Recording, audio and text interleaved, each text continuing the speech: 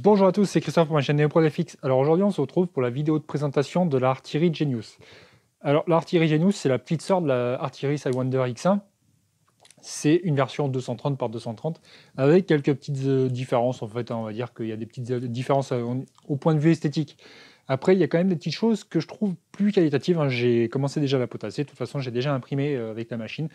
Là, je vous montre juste le carton, mais la machine, en fait, je l'ai déjà assemblée. J'ai imprimé déjà avec.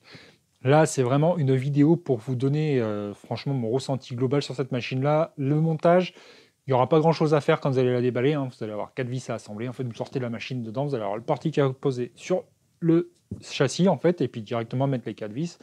Et il y aura le petit connecteur sur le côté à vérifier, brancher les deux aides. Puis, enfin, de toute façon, je vais vous en reparler tout de suite.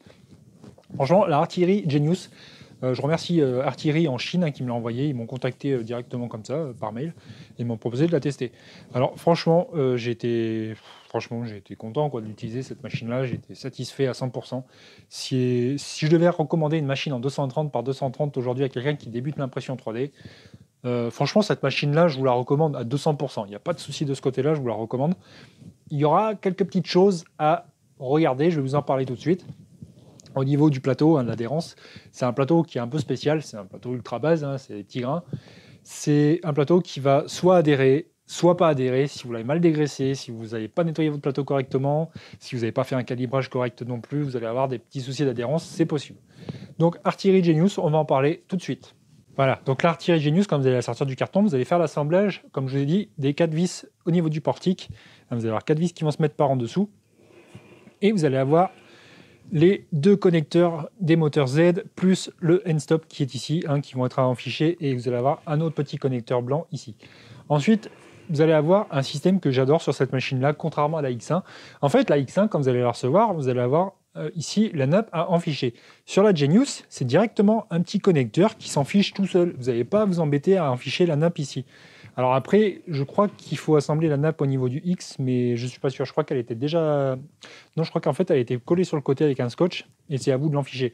Alors ces petites nappes, pour les enficher, c'est pas compliqué. Vous y allez avec les deux mains comme ça, vous l'enfichez proprement, doucement, vous la laissez rentrer d'elle-même dans le connecteur. Vous n'avez pas à forcer comme un bourrin, parce que sinon, vous risquez de la plier par mégarde. Vous allez avoir également autre chose à rajouter. Vous allez avoir ici les deux supports qui vous permettent d'avoir un support de bobine. Alors, ce support de bobine, je trouve qu'il est super intéressant parce qu'au final, on va avoir une espèce de petite molette. Sur la X1, c'est vissé dans le profilé en fait, et c'est super compliqué à bouger. Au final, si vous n'avez pas la clé sous la main, vous êtes obligé de vous défaire le portique à chaque fois, la clé, et de défaire En fait, dedans, c'est des test slots sur la X1. Là, c'est pas des test slots, c'est une espèce de petit vis à main avec une petite vis exprès pour se défaire à la main. Et vous pouvez régler ici l'écart du support de bobine si vous avez utilisé des grosses bobines plus larges ou plus fines. Donc, du coup, c'est vraiment intéressant. Vous avez juste à le serrer une fois que vous l'avez posé et c'est bon, c'est parti pour pouvoir imprimer plusieurs heures. Donc ensuite, vous allez avoir ici un capteur de fin de filament. Alors ce capteur de fin de filament, vous pouvez le visser directement dans le système ici. En fait, vous avez un espèce de petit trou sur le côté et ça vous permet de le visser à l'intérieur. Moi, ce que je fais, c'est que je le mets pas. Pourquoi? Parce qu'en fait, ce que je fais moi dans mon atelier, je n'utilise pas les supports de bobine. En fait, j'utilise pas le support de bobine parce que j'ai une espèce de tringle qui passe au-dessus et j'ai toutes mes bobines fixées dessus. Du coup, mon support de filament, je le mets à côté. En fait, il pendouille comme ça, mais en fait, mon filament, il passe dedans directement par rapport à mon guide. Donc, du coup, de ce côté-là, c'est pour ça que je le fixe pas. Alors, ensuite, qu'est-ce qu'on va avoir? Comme je vous disais, on a un plateau style ultra base. Alors, style ultra base, en fait, c'est des petits grains qui, en chauffant, vont se dilater plus ou moins. Et ce qui va se passer, c'est qu'en fait, en se dilatant, ça va créer une espèce d'effet ventouse dans la pièce, et la pièce va mieux adhérer.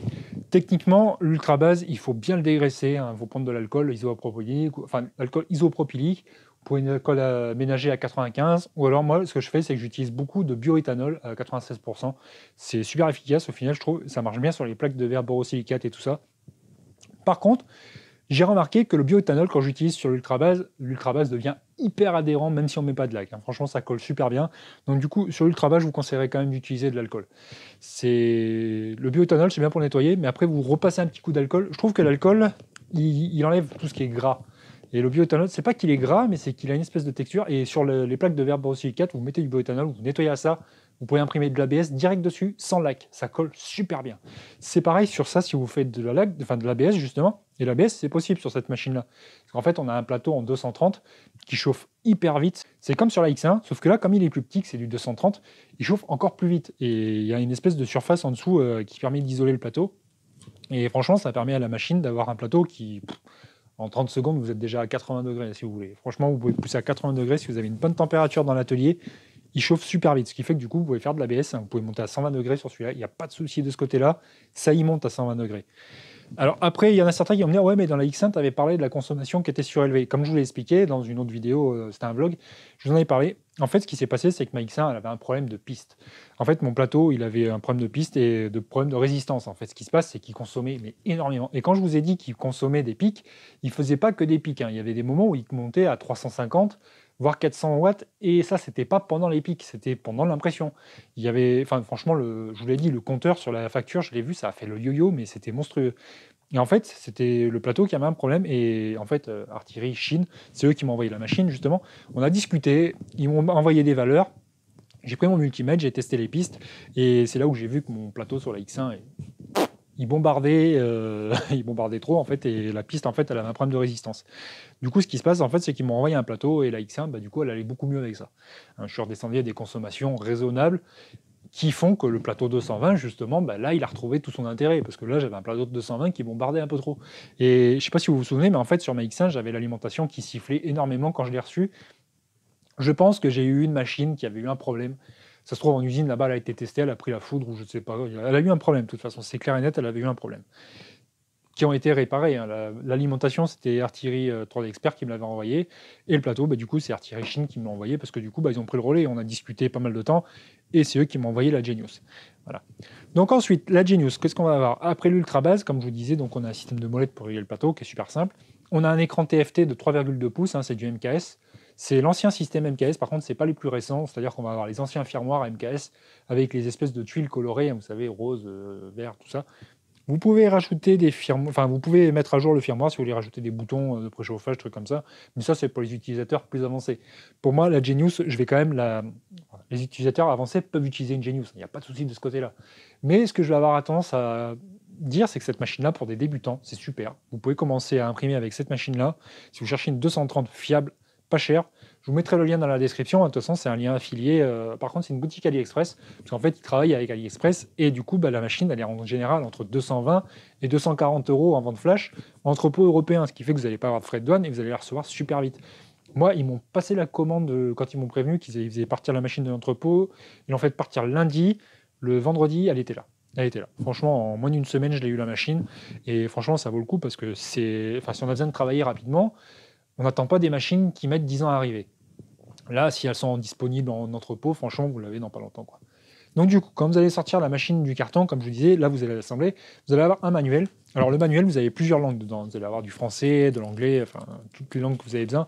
Il y a pas mal de petites explications. Alors par contre, le logiciel de tranchage et de préparation de l'impression, c'est Repetier. Pourquoi? Parce qu'ils aiment bien utiliser Repetier. Eux, ils ont un petit truc sur ce côté-là, Repetier Slicer. Moi, j'adore Repetier Slicer, je l'utilise beaucoup.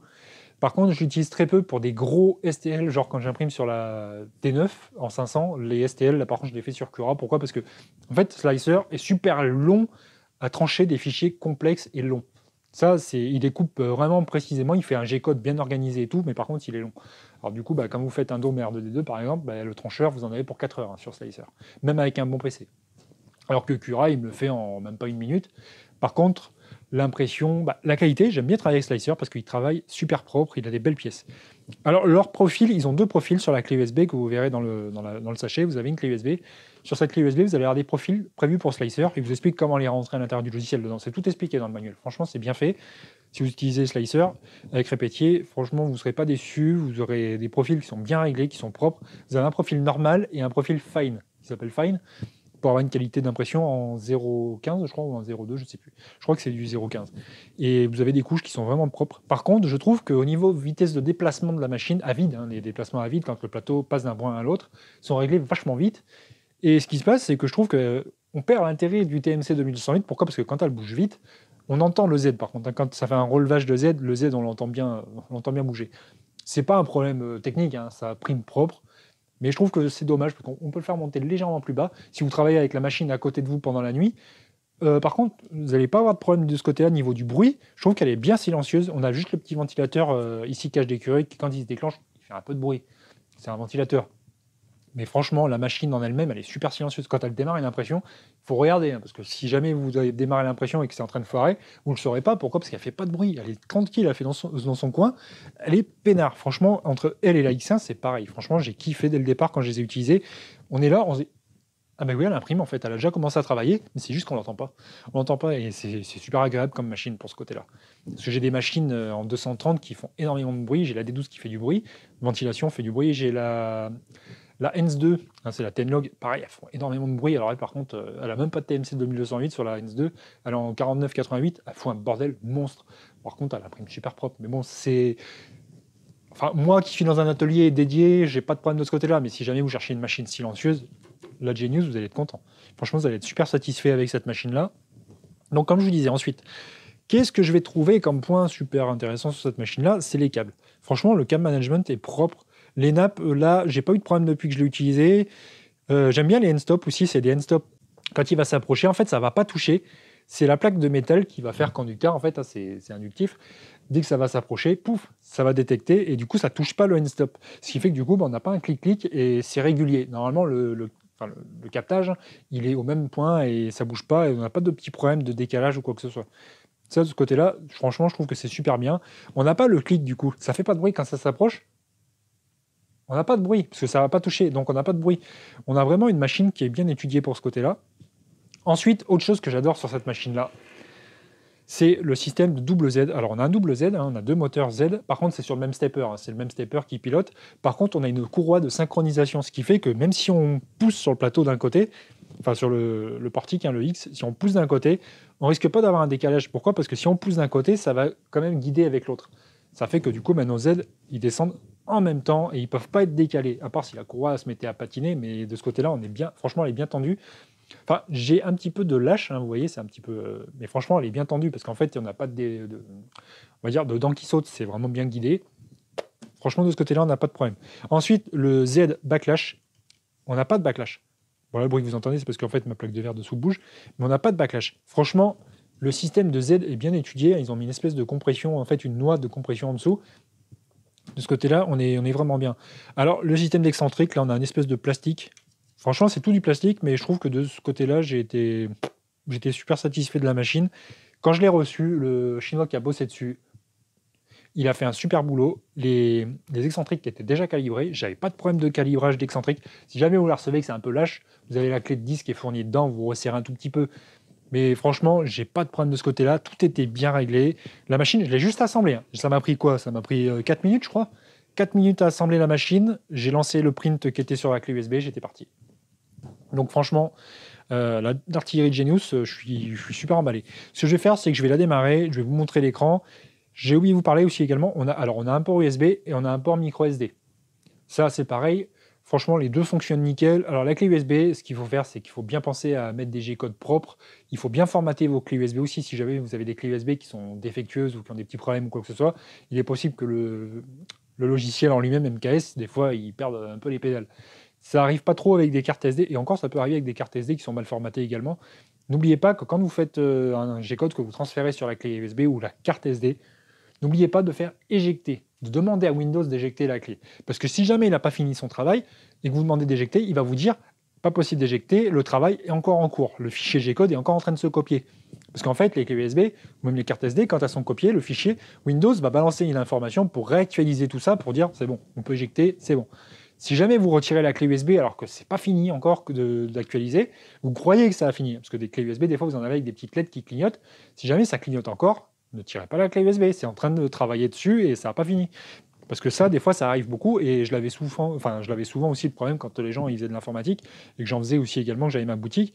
J'avais beaucoup de problèmes de clé USB. Les gens, ils arrivaient, ma clé USB est corrompue, voilà, je ne peux plus récupérer mes données. Bah ouais, vous l'avez tiré, mais elle n'avait pas fini de s'actualiser. Ça avait une chance sur beaucoup de chances, hein, peut-être sur 1000 que ça plante, mais ça peut arriver. Et le jour où ça arrive, vous pouvez avoir des fichiers qui soient corrompus ou quoi que ce soit, et ça peut vous foirer des G-codes. Et ça peut être con, et des fois, ça peut arriver. Le fichier est corrompu, et le problème, c'est que vous allez redémarrer 15 fois en croyant que c'est la machine, et au final, le G-code va replanter. Donc c'est pour ça. Et quand vous faites un formatage, c'est pareil, faites des formatages rapides, mais n'oubliez pas de réallouer les tables d'allocation et de faire un formatage propre. Les cartes SD, je conseille d'installer SD Formateur, vous tapez ça sur Google, et vous installez SD Formateur. Ce qui va se passer, c'est que lui, il va réattribuer toutes les partitions propres sur une carte SD. Si jamais vous avez des cartes SD que vous avez reçues dans des magasins ou des trucs comme ça, des fois, il y a une partition fantôme dessus. SD Formateur vire les partitions fantômes, il rétablit toute la clé USB propre, et vous êtes parti pour travailler dessus. Voilà. Donc ensuite, qu'est-ce que j'ai d'autre à dire sur la Genius? Ah si, il y avait autre chose que je voulais vous dire. Alors du coup, le cache, là, je trouve que c'est... Enfin, le cache, tout ce qui est carénage en plastique ABS, franchement, c'est costaud, c'est super propre, c'est bien fait.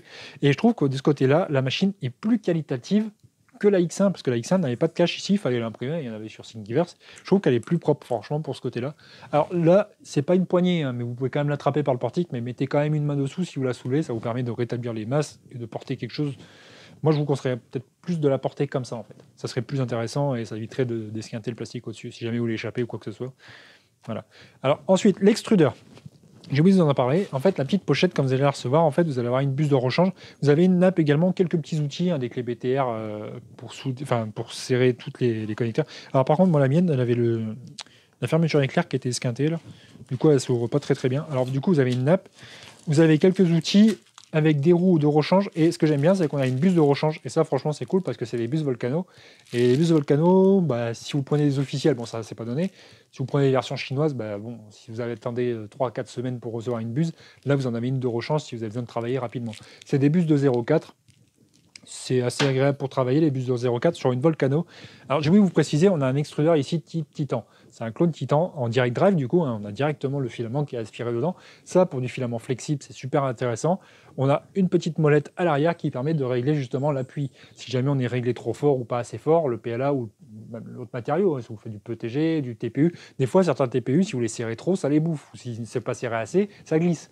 Donc, du coup, c'est pareil pour le TPU, ça dépend du TPU qu'on va utiliser. Il y a du 95A ou en fonction du short, en fait, de la dureté du TPU. Il y a certains TPU qui vont avoir besoin de plus ou moins de serrage à l'arrière. Pensez de temps en temps à le remettre si vous faites du PLA ou quoi que ce soit, parce que si c'est trop serré, des fois le PLA ça le bouffe. Et du coup, bah, la molette, en fait, ce qui va se passer, c'est que la petite roue dentée va se remplir de filaments, ça va glisser et ça entraînera plus le filament. Ça, il faut quand même le contrôler de temps en temps. Du coup, ensuite, comme je vous disais, donc on a un extrudeur type Volcano. Alors du coup, l'avantage du Volcano, en fait, on va avoir des buses qui sont beaucoup plus longues. Ce qui est super intéressant quand vous faites de l'impression rapide. Pourquoi? Parce qu'en fait, une buse plus longue va chauffer plus long, va chauffer plus long. Du coup, le PLA, quand on va l'injecter, il va vraiment avoir le temps de fondre. Si jamais on avait une buse toute petite, quand on va trop vite, en fait, ce qui se passe, c'est que le PLA, il n'a pas le temps de fondre. Pourquoi? Parce qu'il est déjà en bout de buse et le filament qui arrive derrière, il est froid. Ce qui se passe, c'est que du coup, on commence à avoir des clac, clac, clac sur certains extrudeurs. Là, avec du Volcano, on va vraiment avoir le temps de chauffer. Le PLA, il va y aller tranquillement, on peut le pousser, il a le temps de cuire. Et du coup, quand il sort, il est fondu, quoi. Il n'y a pas de PLA qui est encore trop dur ou quoi que ce soit. Du coup, ça vous permet d'imprimer plus vite. Et l'avantage du Volcano, c'est qu'on peut passer sur des buses plus grosses, hein, genre du 0,8 ou du 1 mm. Là, vous pouvez y aller, ça chauffe, il n'y a pas de problème de ce côté-là, ça injecte vraiment le plastique. Donc voilà. Ensuite, on va avoir un câble USB. Du coup, on a une petite LED aussi de rechange, une petite LED, parce qu'en fait, l'extrudeur, vous avez une petite lumière qui s'allume, donc vous pouvez changer les couleurs dans le menu. Alors quand vous imprimez, c'est soit vous l'éteignez, soit c'est blanc. C'est ça que je trouve dommage, parce qu'en fait, on peut changer les couleurs quand on n'imprime pas, mais on ne peut pas les faire quand on imprime. Ça, après, c'est un réglage de firmware, hein, vous pouvez le faire si vous voulez bidouiller. Mais je pense que les gens qui vont acheter une machine comme ça, c'est pas pour bidouiller, elle est toute prête à imprimer. Franchement, c'est pas des machines à bidouiller. Moi, je dis c'est des machines. C'est pas du plug and play parce qu'il faut la monter légèrement, mais franchement, faut y aller, quoi. Alors du coup, on a une clé de 8 et de 10. Alors le 10, c'est pour les excentriques et le 8, du coup, c'est pour la buse. On va avoir des clés BTR qui sont un peu éparpillées partout dedans. J'avais une vis de rechange. Ça, c'est les vis qui se mettent en dessous sur le portique. C'est cool d'en avoir une de rechange en cas où on en perd une, mais franchement, une fois qu'elles sont vissées, on n'a pas à déplacer la machine, à le démonter, quoi. C'est franchement, non. Franchement, alors du coup, ce que je vais faire maintenant, c'est que je vais la brancher, je vais vous présenter l'écran vite fait, je vais vous montrer les quelques pièces que j'ai imprimées. J'en ai pas imprimé énormément parce qu'elle va encore servir, il y a beaucoup de choses à imprimer. Alors elle, du coup, ce que je pense qu'elle va faire, en fait, ce que je vais faire, c'est que cette imprimante-là, je suis en train de monter un meuble de l'autre côté, là, pour le prochain projet, en fait, parce que j'ai encore beaucoup de place derrière que vous ne voyez pas derrière la caméra. Et en fait, cette place-là va être pour le prochain projet qui est en train d'être découpé, que vous pouvez apercevoir légèrement derrière, là. Et je vais vous montrer quelques pièces qui ont été imprimées avec elle, mais franchement, j'ai pas fait grand-chose. J'ai fait une figurine que j'ai oubliée dans l'atelier en haut, mais de toute façon, si vous me suivez sur Instagram, vous avez dû les voir. Il y a pas mal de choses que j'ai montrées déjà sur Instagram avec. Franchement, c'est une machine qui fait des belles pièces. Franchement, si elle est bien calibrée, Si elle est bien calibrée, vous faites des belles pièces avec. Franchement, il n'y a pas de souci de ce côté-là, je la recommande à 200%. Donc du coup, ce que je vais faire, c'est que je vais vous montrer l'écran vite fait, vous montrer un petit peu tout ça. Au niveau du calibrage, bon, il n'y a pas grand-chose à expliquer, il faut faire le calibrage en 4 points et vérifier au milieu si c'est toujours bien, si la plaque est bien plate ou pas.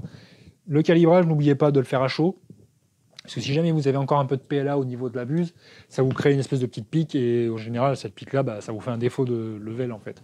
C'est pareil, faites bien chauffer le plateau, comme ça vous êtes sûr qu'il n'y a pas de dilatation de matière ou quoi que ce soit. Le leveling, il est fait à chaud, comme ça vous êtes bien. Alors ce que je fais, c'est que je prends des post-it. Pourquoi je ne prends pas des feuilles A4? Parce qu'en fait, les feuilles A4, j'utilise certaines feuilles A4 des fois pour faire d'autres choses. Et en fait, ces feuilles A4 que j'ai moi sont à un grammage supérieur, ce qui fait qu'elles sont plus épaisses que des feuilles A4 standards. Du coup, bah, ça me fausse le réglage. Et du coup, bah, si j'ai des feuilles qui font 0,8 d'épaisseur, bah, je suis à 0,8 au-dessus du plateau. Du coup, bah, je ne suis pas à plat. Et si je fais des couches 0,25, bah, je suis au-dessus. Et du coup, ça ne collera pas. C'est pour ça que je prends des post-it. Je trouve que mes post-it sont assez fins. Du coup, ça me permet d'avoir une première couche qui n'est pas trop dégueulasse. Et ce que je fais, en fait, c'est que si jamais vous avez un petit réglage qui est trop haut quand vous faites avec la molette, enfin avec la feuille de papier, vous redonnez un tout petit coup de chaque côté pendant l'impression.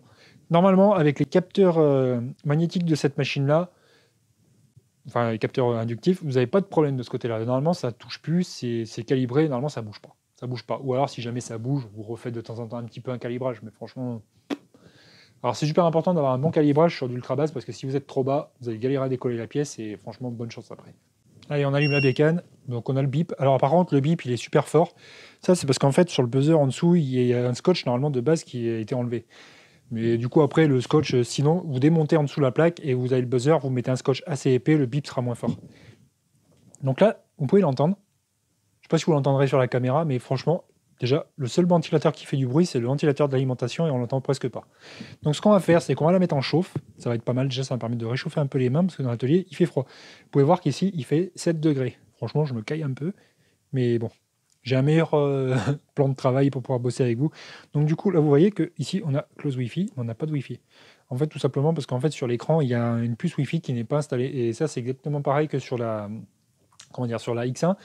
Et en fait, je devais faire un tuto pour souder le connecteur Wi-Fi et je vous le ferai en fait sur la Artillery Genius.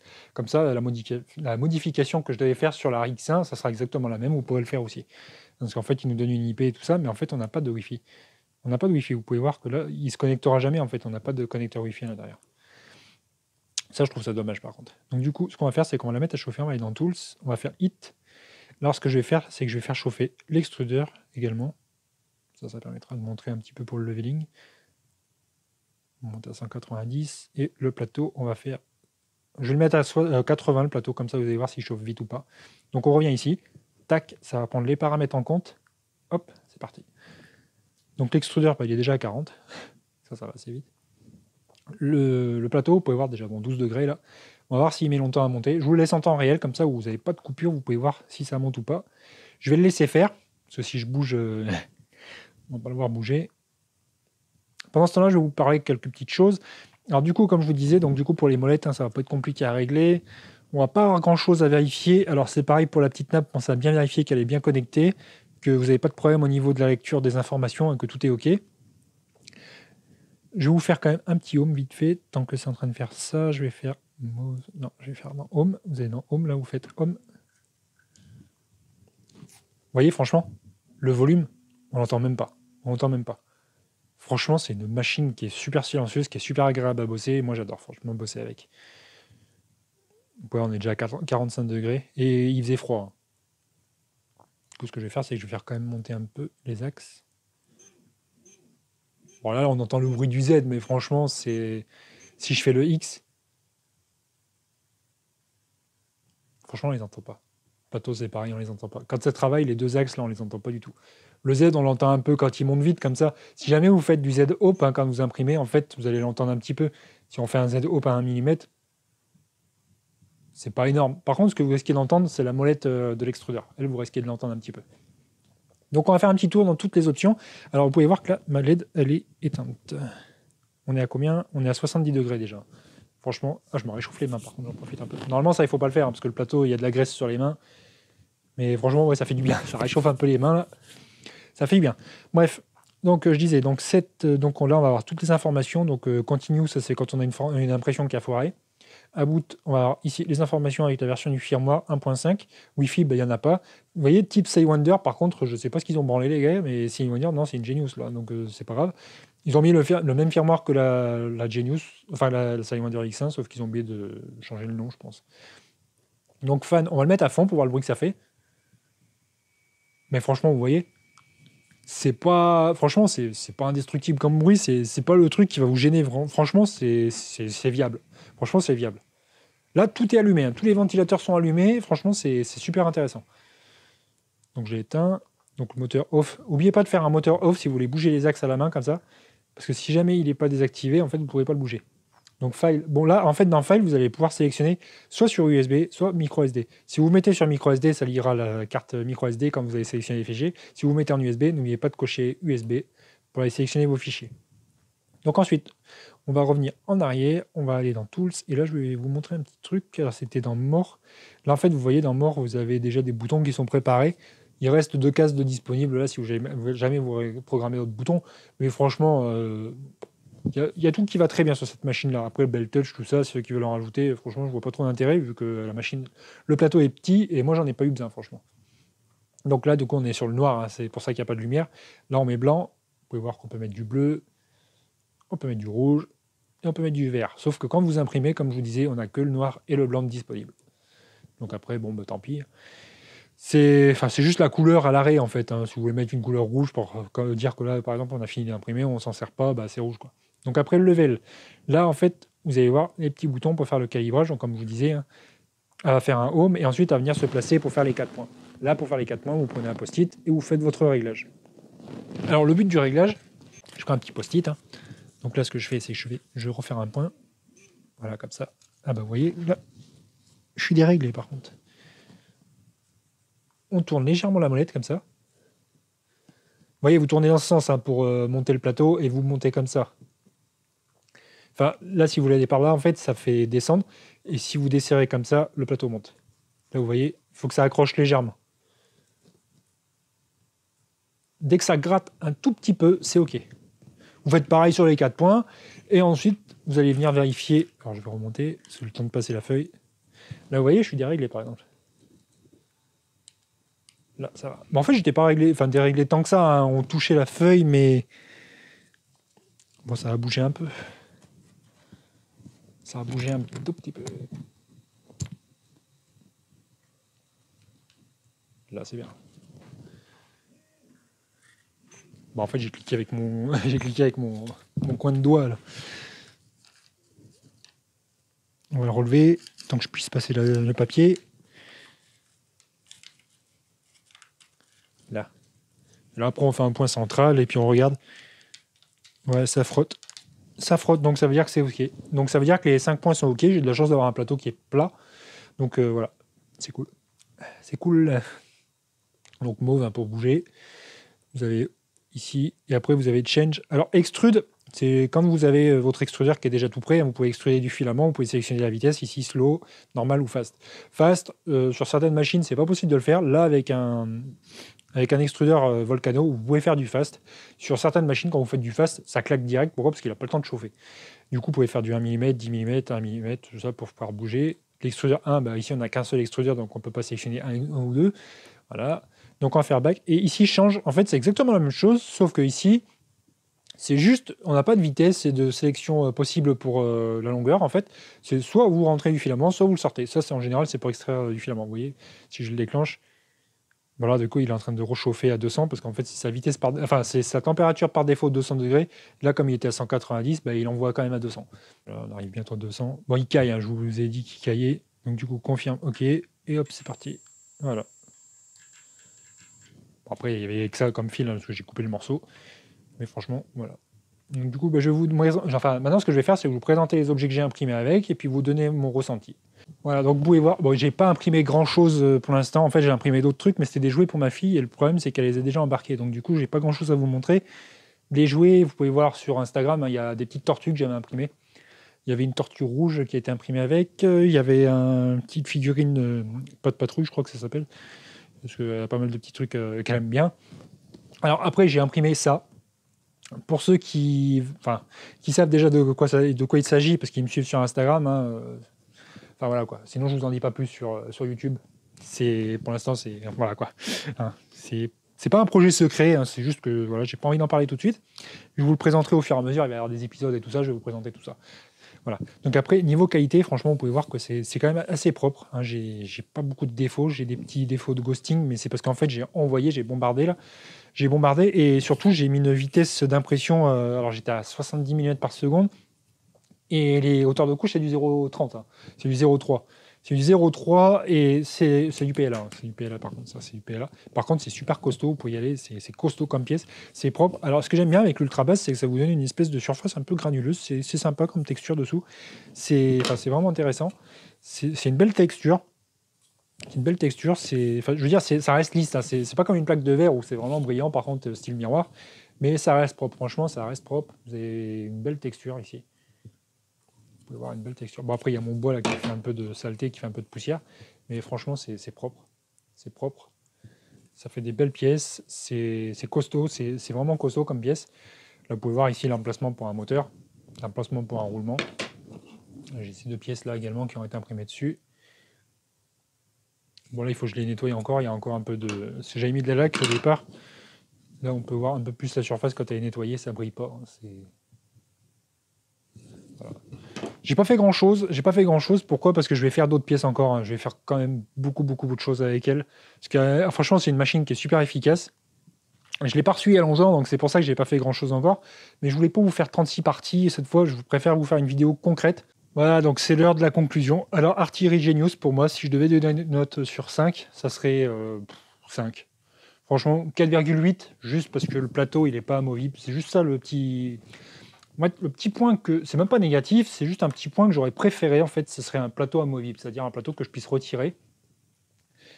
L'avantage, c'est que, bon, vu qu'il est fixe et qu'il ne bouge pas, vous pouvez coller quand même une surface magnétique si vous ne voulez pas vous embêter à décoller ça, parce que ça, c'est super chiant à décoller, c'est bien collé dessous.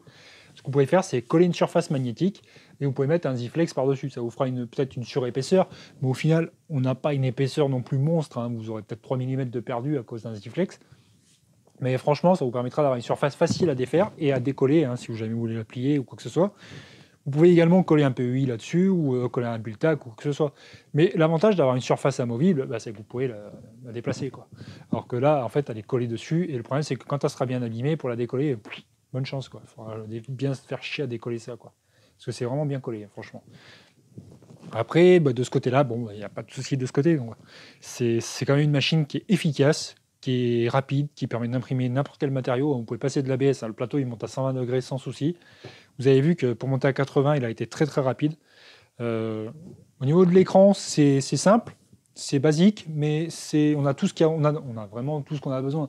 On n'a pas de bouton de préchauffage, bon ça c'est un peu dommage. Au final aussi, avant de mettre des LED, j'aurais préféré un système de boutons comme ça. Mais franchement, vous avez juste à cliquer quelques fois, vous mettez 190, 200, vous préchauffez, et puis voilà quoi. Puis après, vu le temps qu'elle met à chauffer,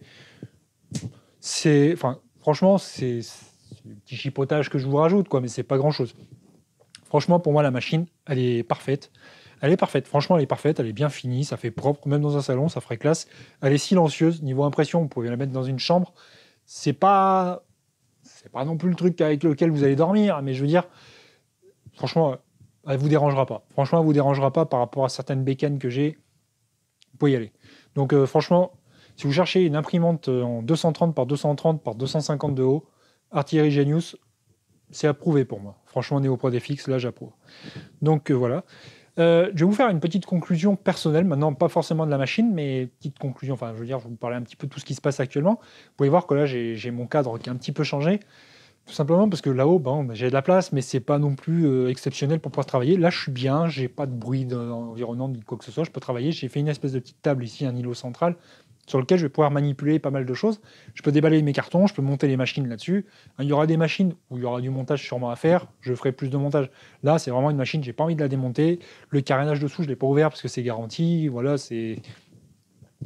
Je pourrais vous montrer l'électronique, mais franchement, l'intérêt de cette machine-là, c'est pas vraiment de vous dévoiler tout ce qu'il y a à l'intérieur. C'est vraiment une machine facile. C'est-à-dire, vous allez brancher, vous allez mettre les 4 vis, c'est parti, vous imprimez. Et puis voilà, quoi, c'est fait pour ça, c'est fait pour imprimer, c'est pas fait pour bidouiller. Franchement, elle a vraiment tout ce qu'il y a besoin d'avoir. Il n'y a pas de souci de ce côté-là. Franchement, j'approuve. J'approuve à 200% cette machine-là. Je remercie Artillerie en Chine qui me l'ont envoyé. Hein, ils m'ont contacté par mail. On a discuté sur Skype pendant pas mal de temps. Franchement, les gars, merci. Franchement, merci de m'avoir fait confiance. J'ai pas mal de choses qui vont arriver sur la chaîne. Certaines personnes attendent la partie 2 de la One AOD12. C'est en prévision. Hein, la vidéo, elle est presque terminée. C'est en fait... Enfin, je l'ai écrit, hein, j'ai écrit une espèce de truc pour pouvoir savoir ce que je vais vous dire. Parce que j'ai fait pas mal de petites choses sur la D12. J'ai potassé le firmware, je l'ai amélioré, j'ai fait une mise à jour du firmware. Il est plus récent, là, c'est un firmware 2, mais avec mes boutons. En fait, j'ai fait mon interface, j'ai créé mes boutons, j'ai fait pas mal de petites choses. J'ai rajouté des boutons de préchauffage. J'ai rajouté des réglages pour les TMC parce qu'en fait, les réglages de TMC n'étaient pas actifs de base. Dans leur firmware, les TMC ne sont pas actifs. Quand je les ai activés, déjà, j'avais plus de problème d'échelle. J'avais plus de problème d'échelle sur mes pièces ou quoi que ce soit. Bon, c'est pas celle-là. Mais j'avais plus de problème d'échelle que j'avais quand ils n'étaient pas activés. C'est pareil, les moteurs sont devenus plus réguliers, plus silencieux. La qualité d'impression a été améliorée, mais c'est ça, quoi. Ça imprime propre, quoi. Mais c'est pas encore non plus l'extrême précision, quoi. C'est pas... Je veux dire, pour le prix qu'elle vaut après la machine, bon, vous en ferez ce que vous voudrez dans ma partie 2, quoi. Mais la partie 2 de la D12 arrive. La partie 2 de la VoxLab arrive aussi. Là, en fait, je suis en train de caler un planning régulier. C'est-à-dire que la machine, la vidéo, elle arrivera régulièrement. En fait, les vidéos vont arriver régulièrement. Là, celle-ci, vous avez la vidéo. Normalement, là, on est lundi. Lundi prochain, vous aurez la D12. Lundi d'après, vous aurez la VoxLab. Oui, ça va mettre du temps à arriver. Pourquoi? Parce que j'ai pas envie de tout sortir d'un coup, parce que l'algorithme de YouTube, j'ai envie de réétaler ma chaîne proprement. Par contre, dans les semaines, en fait, ce qui va se passer, c'est que le lundi, ça sera les vidéos d'impression 3D, hein, présentation de machine et tout. Et ce que je vais essayer de faire, c'est que le vendredi des mêmes semaines, en fait, vendredi, ça sera pas. Alors, par contre, ça sera pas à 100% le vendredi, mais les lundis, ça sera sûr. Ça sera sûr. Les vendredis, ça sera soit un vlog, soit présentation des projets. Alors, il y a les projets R2D2, BB8 qui sont en cours. Par contre, je ne vais pas vous les présenter tout de suite. Pourquoi? Parce que je suis en train de construire une machine qui va servir pour les projets Droid. Parce qu'en fait, R2D2, j'ai beaucoup de choses à améliorer. Et BB8, c'est pareil, j'ai beaucoup de choses que j'ai envie de repotasser dessus. C'est pour ça que j'attends pour vous les présenter. Je vous en ai parlé beaucoup en vous disant que je vais vous les présenter. Ça va arriver, vous inquiétez pas. C'est pareil, il y aura des vidéos sur d'électronique, il y aura des vidéos sur conception de PCB, sur réaliser un PCB, faire la commande sur GLC PCB, tout ça. Il y aura pas mal de petites choses aussi. Il y aura du Raspberry Pi. J'ai reçu du Raspberry Pi. Là, j'ai reçu le Raspi 400 que je vais vous présenter. Vous l'avez vu sur mon Instagram, ceux qui me suivent. Ça sera des vidéos pour les vendredis. En fait, ça sera des vidéos qui ne seront pas avec les vidéos de déballage d'imprimante. J'ai une grosse imprimante qui arrive dans pas longtemps, mais je vous en dirai plus quand vous la verrez. Hein. Je ne vais pas vous le dire tout de suite. C'est une tellement grosse imprimante que j'ai pas envie de vous le dire tout de suite parce que voilà, c'est un gros partenaire, là. Ça fait du bien et franchement, j'y croyais même pas du tout quand on me l'a présenté. Enfin, quand on m'a dit que vous allez me faire tester ce produit-là. Donc après, vous pouvez voir derrière, donc du coup, il y a un gros projet qui est en cours, la machine que je suis en train de construire. Là, vous l'avez vu sur Instagram si vous me suivez, de toute façon. Ça va arriver, quoi. Ça va arriver, il y a pas mal de choses qui arrivent. Donc là, je tenais à remercier aussi toutes les personnes qui ont participé à la cagnotte. C'est grâce à vous tout ça, hein. C'est grâce à vous la cagnotte, c'est grâce à la cagnotte. C'est grâce à Tipeee aussi, parce que j'ai eu des dons sur Tipeee qui sont assez conséquents. J'avance grâce à vous. Et c'est parce que vous me suivez, que vous me dites que ce que je fais, ça vous plaît. Ça me fait plaisir et ça me donne envie de continuer. Là, j'ai pas été actif pendant un bon mois.